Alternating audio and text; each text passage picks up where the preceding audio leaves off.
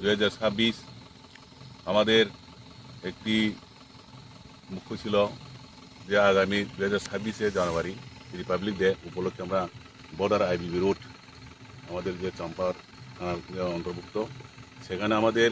নেতৃত্ব এসডিপি খোয়াই এবং DSP professional এবং আমাদের চম্পার ওসি সাহেব এবং বিএসএফ জয়েন্ট প্যাট্রোলিং আমরা শুরু করি। আমাদের মুখ্য উদ্দেশ্য ছিল এবং আগামী দিন যে রিপাবলিক ডে 2026